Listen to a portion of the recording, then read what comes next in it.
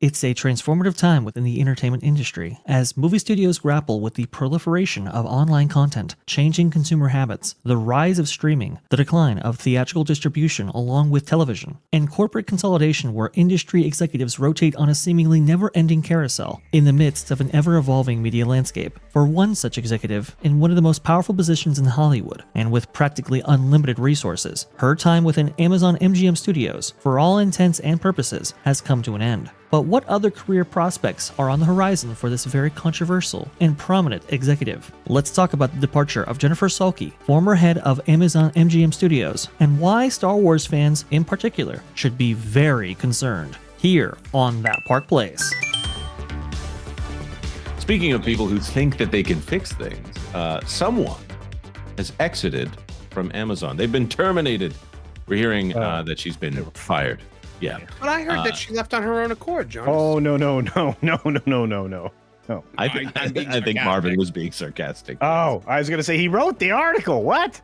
Yep. Jennifer Salke is out at Amazon Studios. Rings of Power Fallout raises questions. Get it? Fallout, as Amazon eliminated studio head position. Sorry, as Amazon eliminated the studio head position entirely. There she is. And let's hope she doesn't become the next Kathleen Kennedy, he said, fully aware of what I might be saying. Jennifer Salke, the longtime head of Amazon MGM Studios, is stepping down from her role in a major executive shakeup that raises more questions than it answers. While Amazon is publicly framing the move as a voluntary, the elimination of Salke's position and the redistribution of her duties, how very equitable of them, suggested a quiet restructuring, one that may be tied to the cost and controversial failures under her leadership, most notably The Lord of the Rings, The Rings of Power. I have watched 2 episodes, maybe 3 episodes of The Rings of Power, and I have yet to come back to it. Anybody keeping up with the full series? No. Why not? So I got like a couple episodes into season 2, and then I was like, I can't do this anymore. So I do need to finish season 2, though. I want to finish season 2 just so I have a point of, professional knowledge that I can point to. But yeah, I did promise someone that I would at least watch the first season before fully judging it. I have to say the line about why does a stone sink and a boat float? Wait, that was in episode 1, dude. That was the first scene. First episode. Yeah, well, they also put it in the advertising. The fact that they think that is a clever line, or that it has anything to do with the way that Tolkien wrote, it makes me question the taste of everyone involved and whether or not they should be put in front of a budget north of $50,000 an episode. I could just picture those 2 ridiculous, talentless J.J. Abrams disciples who run that show, just sitting there like back to back with their laptops being like, I've got the greatest idea. We're going to get so philosophical and so deep right at the start of this. People are going to be, their minds are going to be blown by how smart we are. And then you know what else floats in the water? Anyways, moving on. Candy bars? Yeah. Well, Baby Ruth. Yeah. The announcement came via an internal memo from Prime Video and Amazon MGM Studios chief Mike Hopkins, who wrote to the staff that Salke has decided that her next challenge and chapter will be on the production side. Just like Jennifer Lee. Interesting.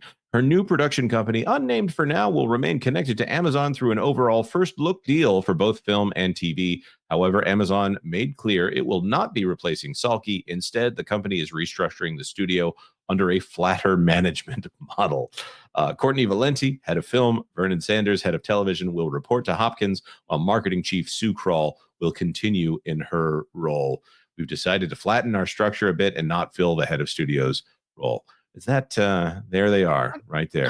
I'm sure that what happened was that she voluntarily quit because she has a passion for production.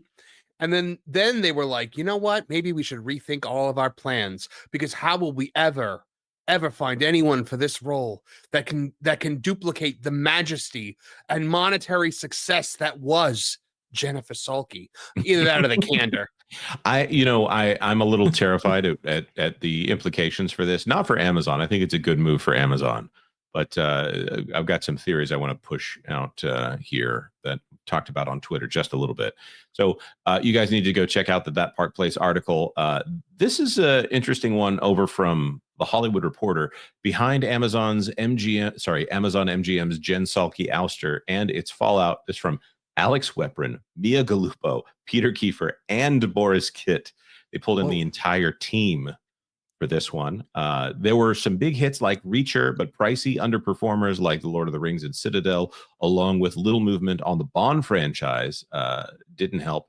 Even if, as Mike Hopkins is telling insiders, it was simply a matter of streamlining the org chart. There's a lot to unpack even in that first sentence here. Pricey underperformers like The Lord of the Rings.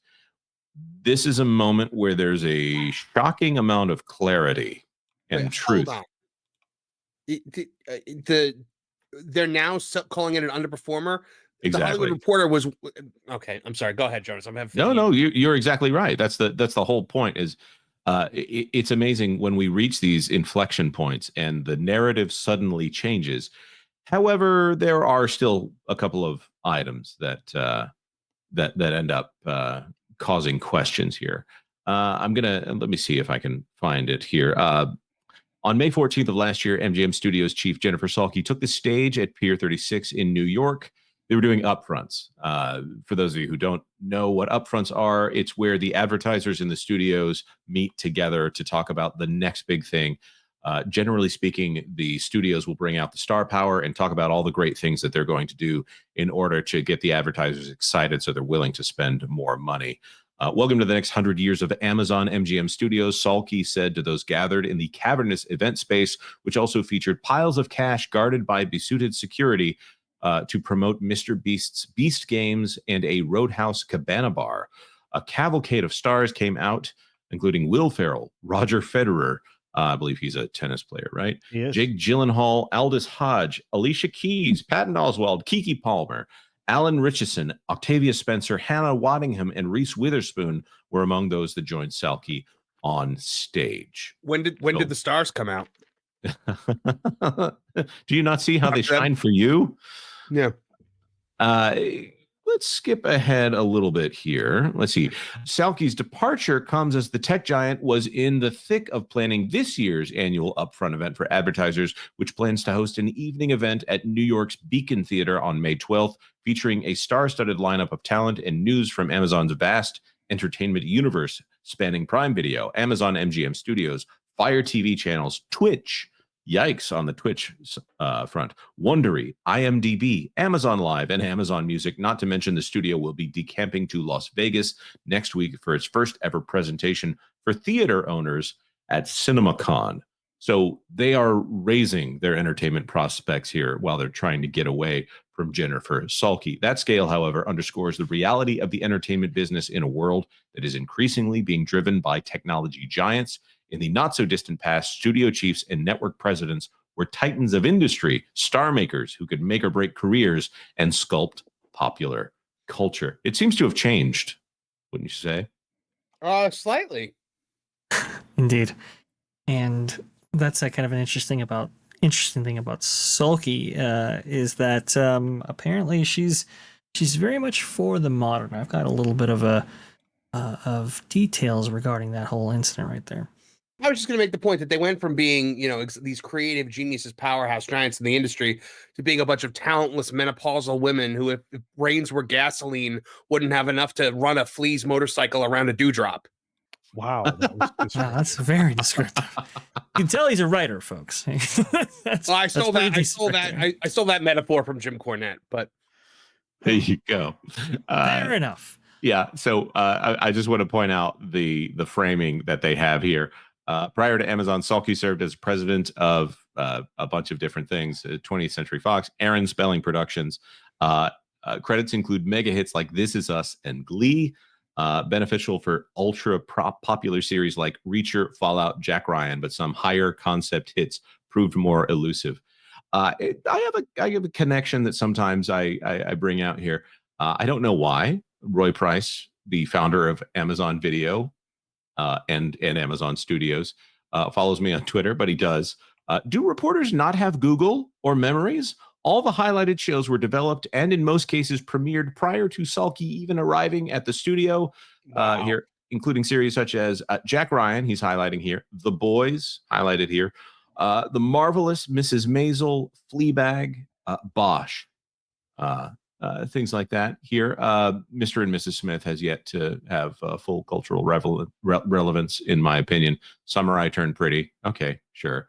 And The Rings of Power is coasting off of the coattails of greater works, both Peter Jackson's, Philippa Boyens, and of course J.R.R. Tolkien. So I think no one is sad to see this woman go from Amazon, and there might actually be people excited. Vash, do you have something you wanted to throw in here? Yes, I do, actually, because World of Reels has a little bit more to say on all of this, and I thought they brought some really interesting things regarding this whole situation right here. What can be said about Salke? She's the same person that greenlit Amazon's $500 million costing The Lord of the Rings, Rings of Power. We know that's, roughly $1 billion investment, I believe. Not to mention a $300 million Russo's Brothers bomb Citadel, and that $100 million partnership deal with Phoebe Waller-Bridge, which has so far yielded a total of 0 hit shows right here. I want to scroll down to this section right here in this specific article, past the fallout with obviously the Broccoli's and the Bond franchise, and apparently she called it content, that being Jennifer Salke, that is, and Broccoli was like, well, they're idiots, basically. But it says right here, a former Amazon bigwig told Hollywood Elsewhere that Salke's knowledge of Bond history was very limited and that she had never actually seen any Bond movies before the Daniel Craig era. The source went on to say that Salke, I was as shocked as you were. The source went on to state that Salke considers anything made before the 1980s to be an, quote, old movie. She's not interested in the classics and never read the scripts. Quote, you can ask people from her NBC days about this, but agents and managers will tell you she never reads scripts. She just makes deals with name talents like the Russo brothers and greenlights crap like Red One. She's not material driven. Now, the question that I have for about this horrible executive, if this is true that she considers everything before 1980 to be old and therefore irrelevant, or that she hasn't seen a single Bond movie that isn't starring Daniel Craig. I mean, I like some percentage of the Daniel Craig Bond movies. I think Casino Royale is fantastic. Yeah, it's James Bourne. What do you think is the next step for someone like Jennifer Salke? I don't know. It's time. She's gonna have her name as a producer on things by not doing anything. Yeah, I mean, she's gonna fleece some investment fund or something to make terrible programs that she greenlights. Well, I don't know, Culture. There is one company always headhunting talent, it would seem, and incorporating the wrong executives in the wrong places. Jonas? Stop saying Disney. Don't say Disney. No, it's not Disney necessarily. It's Disney. But I can't help. No. It would be the worst. No. Well, if they ask their friend J.J. Abrams, who they love so much over there at Lucasfilm, you know who he's going to recommend? No. I just okay. I just have to point this out. Yes. Yeah. Well, looking at the situation over there at Lucasfilm and Kathleen Kennedy and her endless search for not retiring and not being replaced. But okay, just go with me on this. The question has been, who would want that job? And who would want to work under Kathleen Kennedy? And who is the kind of person that would get along with Kathleen Kennedy until she's out the door? All of a sudden, you have a high-powered or formerly high-powered executive who is female, adept at ruining franchises, has zero respect for the past, and adheres to the message. I really think that this is the kind of person that Kathleen Kennedy would put high on her list as a potential replacement over there at Lucasfilm. And after the disgrace that has just happened with Lord of the Rings, the Rings of Power, and everything that has happened at MGM, I think that this is something that Kathleen Kennedy is probably got a pretty good idea of who she wants in that role if she were to ever retire. So, other than the fact that this would be horrible, I'm all caps, horrible. Do you guys think I'm wrong? Not morally wrong, but do you think my reasoning is off? I don't think your reasoning is off, but that being said, I cannot see this happen. I can't see this happening. I hate you for suggesting it. I mean, look, think about it. Kathleen Kennedy, she said she's going to be with Bob Iger and I think Alan Bergman going over her succession, right? So she's having a little succession little thing of her own right there. She's going to be part of this process. I mean, one can assume she's going to be vocal about maybe replacing her with another woman. You know, keep that Star Wars brand and Indiana Jones brands female-centric right there in order to incorporate a larger audience. Hopefully, one day, maybe. I don't know. I can see it. Jen Salke right there for the pickings. Come on. I'm going to stop talking to you, Vash. Look, it's terrible, but I mean, I work with you 4 days a week, and I will stop talking to you.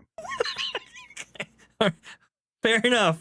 You do not, either of you terrible people to my right, do not, okay, and above me now, do not will this into existence. Jonas? Are you okay? No, I'm angry. Don't do it. I really hate the possibility, but I think it is a possibility. All of a sudden you have the kind of executive that Kathleen Kennedy would want in that role freed up from Amazon. I'm not saying it's happening. I just look at it and I'm horrified. The other option, oh my, this one right here. There you go. One on the left. Which one do you want more, Culture? That would be the next one on David the list. Hater, whatever his name is. Heyman. I'd take David Hater either. Yeah, he's got too much testosterone to actually give Kathleen Kennedy what she's looking for. Yeah, and he's been very successful with almost Disney Animation just replaced a woman with a man. And we need to do that more frequent. We need to replace all of the Force's female bologna sausages with dudes. Let's bring back the sausages, the sausage factory. I'll ask you one more. If Dana Walden, who should not be the next CEO of the Walt Disney Company, but maybe by force of gravity, ending up in that role, who do you think she would sign off on? Do you think it would be a Jon Favreau, or do you think it would be a Jennifer Salke? Hey, look, if Favreau's passed over at Lucasfilm, if he's not even offered the gig, I think he should just leave. He's the last creative. I honestly don't think he wants it. He may not. Why would he want it? Who would want that job right now is a good question. That's the one you always start with. Who would want that job? But I would take it, and then I would quickly hire the people that I know care about Star Wars. And what's really strange is they're all creators that I could easily pick up the phone and call. Yeah. So, well, I don't think they're actually interested in competent creators over there at Lucasfilm. I think they just want to get the job done. They need something in theaters as soon as possible. William Thompson for $5. Listen, I get more out of watching scantily ladder ladies on APBV than anything on mainstream media or just streaming. Just saying.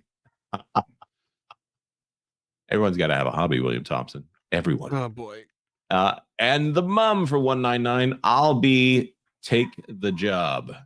I think that I'm just going to guess that when you type this in, I think autocorrect tried to help you. And I don't want you to take the job, but it wouldn't be bad if you took the job. I think I would prefer you to Jennifer Salke. Ronan Bunny, member for $1. I'm voting for James P. Sullivan. James P. Sullivan. I mean Gorman. I would have a lot fewer problems with JP Gorman in that role. You and I are going to have to talk sometime because you're a lunatic. What's Dana Walden or JP Gorman has Gorman, but that's it's only because there's still tiny little bit of testosterone left in that guy. Yeah. I also think that he thinks with his pocketbook more than he thinks with some kind of. He's pretty ideologically driven, but all right. Thanks for watching That Park Plays News. For more information, consider checking out www.thatparkplace.com. And don't forget to subscribe, share, like, and send this out on your favorite social media accounts.